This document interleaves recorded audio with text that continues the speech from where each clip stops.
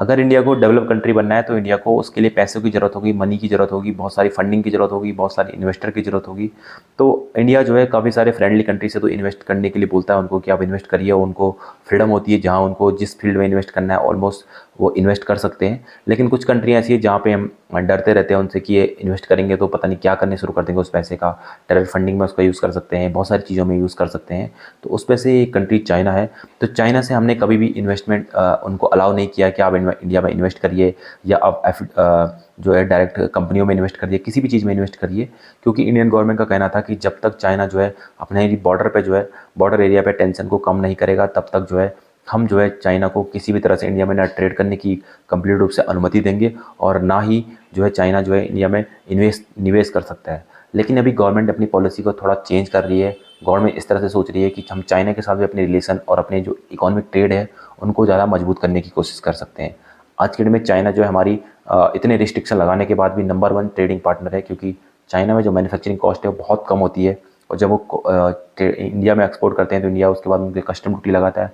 बहुत सारे प्रयास करने के बाद भी चाइना जो है इंडिया का नंबर 1 ट्रेडिंग पार्टनर है।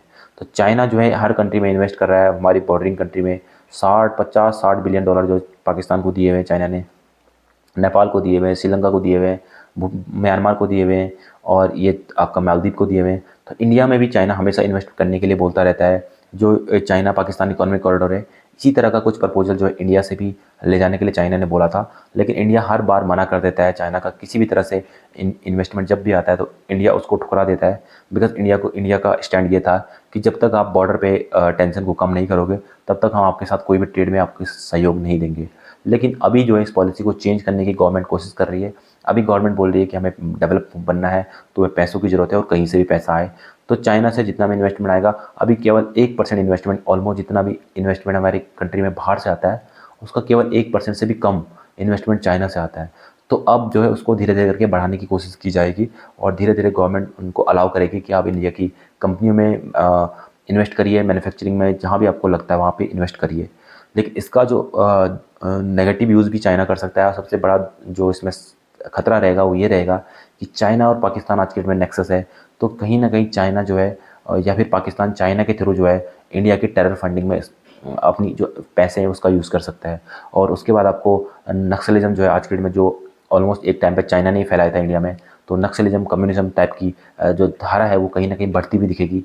और चाइना जो है इंडिया के मीडिया और इंडिया के एजुकेशन सिस्टम और हर तरह को फंडिंग के थ्रू कैप्चर करने की कोशिश करेगा।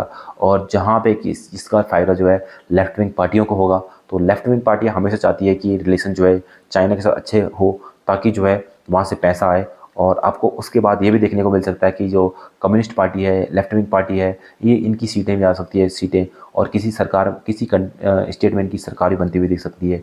तो जो भी लेफ्ट विंग विचारधारा की है उनके लिए ये खबर बहुत अच्छी हो सकती है।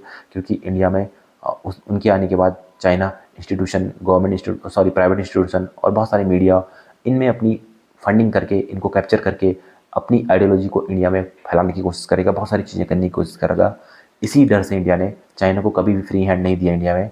लेकिन अब धीरे धीरे करके इसको चेंज करने की गवर्नमेंट कोशिश कर रही है। अब किस तरह से करेगी ये कम्प्लीटली गवर्नमेंट के ऊपर डिपेंड करता है।